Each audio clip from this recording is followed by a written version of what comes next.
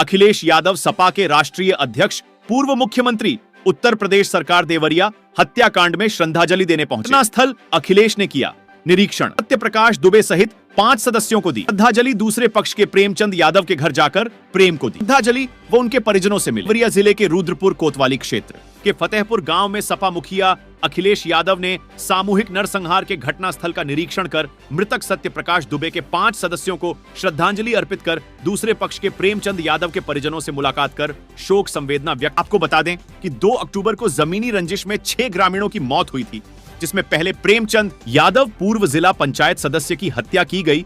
उसी के प्रतिशोध में सत्यप्रकाश दुबे के 5 सदस्यों की निर्मम तरीके से हत्या की गई थी। एक सवाल के जवाब में सपा मुखिया अखिलेश यादव ने कहा कि घटना के लिए जो भी जिम्मेदार है उन्हें कड़ी सजा मिलनी चाहिए। दोनों मृतक परिवार के साथ मेरी पार्टी खड़ी है। भारतीय जनता पार्टी के लोग एक पक्षीय बात कर बुलडोजर चलाने पर जोर दे रहे हैं, जबकि इस घटना में दोनों तरफ से मौत हुई है। उन्होंने बताया कि गोरखपुर जिले के आसपास जितने जिले हैं उसको मुख्यमंत्री योगी आदित्यनाथ अपना गृह जनपद मानते हैं, वहां पर उनका जीरो टॉलरेंस कहां है। इस अवसर पर मृतक सत्यप्रकाश दुबे के बेटे देवेश कुमार ने मिलने से इनकार कर दिया था। उस पर प्रतिक्रिया व्यक्त करते हुए अखिलेश यादव ने कहा कि उसके पीछे बीजेपी के नेताओं का हाथ है। इस मामले में दोनों पीड़ित परिवार के साथ न्याय हो। विनय तिवारी की खास रिपोर्ट। उनका और दूसरी तरफ से कोई यहाँ का है, कोई वहाँ का है, न जाने कहाँ के से लोग हैं, उनके नाम डलवा दिए। क्या आपने नाम नहीं डाले उनके गलत? जो यहाँ गांव में रहने वाले लोग हैं, निर्दोष लोग हैं, क्या उनके नाम नहीं डाल दिए आपने? अभी महिलाएं मिली उनके परिवार की, क्या उनके पतियों का क्या दोष था या उनके रिश्तेदारों का क्या दोष था? अगर कोई रिश्तेदार दूसरी जगह रह रहा है, वहाँ भी पुलिस जाकर के तांडव मचा रही है, आतंक मचा रही है। क्या ये जनता को नहीं दिखाई दे रहा? और फिर जब चुनाव होता है तो आप दूसरे तरह की पुलिस लगाते हो। ये घटना आ गई तो आप दूसरे तरह की पुलिस लगाते हो। क्या हमें आंखों से नहीं दिखाई दे रहा आपकी नीयत? मासूम बच्चों की हत्या हुई, उसका क्या कहना? देखिए, मैं डीएम के स्टेटमेंट को मैं मानता हूँ। डीएम ने जो बात कही कि रिटेलिएशन में वो घटना हुई, और उस समय किसके मन में, किसके दिमाग में क्या था, किस वजह से अंधकार छा गया, और फिर उस घटना की वजह से घटना हुई है। और घटना वो भी गलत है। अपना दुख समझे। मुख्यमंत्री जी को किसी के साथ भेदभाव नहीं करना चाहिए अगर वो मुख्यमंत्री उत्तर प्रदेश के हैं, और किसी भी घटना से राजनीतिक लाभ नहीं लेना चाहिए। अगर इस सरकार ने न्याय दिया होता, न्याय पहले दिन से देना शुरू किया होता, तो शायद हम लोगों पे भी दबाव नहीं बनता कि हम आते हो घर परिवार के लोगों से मिलते आकर। सर, कांग्रेस के लोग कह रहे हैं कि आप बीजेपी को फायदा पहुंचाना चाहते हैं मध्य प्रदेश। देखिए, सुनिए, ये बात कांग्रेस के मुंह से अच्छी नहीं लगती। सर, यूपी में बदला लेंगे उसका? नहीं, बदला बदली बात मत करो। बदले बात करो। देखिए सर,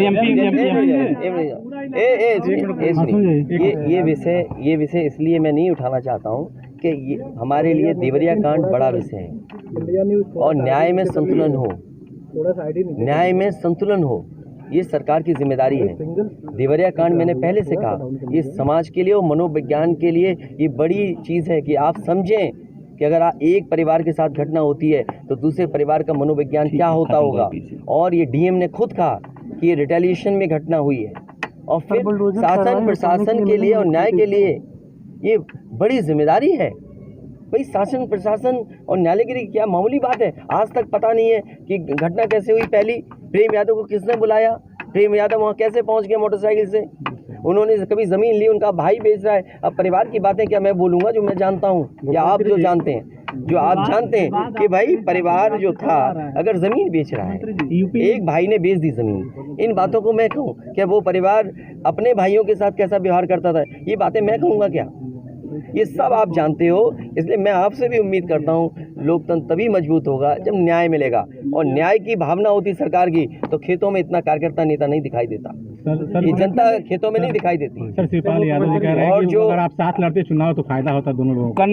अरे भाई, कांग्रेस ने मध्य प्रदेश में पत्रकार भाइयों, उन्हें ऐसे सवाल मत पूछो जिनका जवाब हमें भी देना पड़े।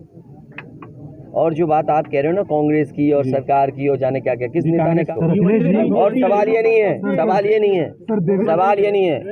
एक मिनट रुक जाइए ना। सवाल, अरे भाई मैं बैठा हूँ।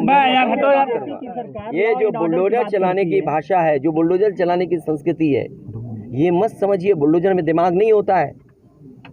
अगर बुलडोजर न्याय देने लगा तो अगली सरकार भी यही करेगी। इसलिए मैं सोचता हूँ कि अगर आप योगी हैं, योगी की परिभाषा यही है, दूसरे का दुख अपना दुख समझें। आप अपना गिराते हैं तो मुआवजा लेते हैं।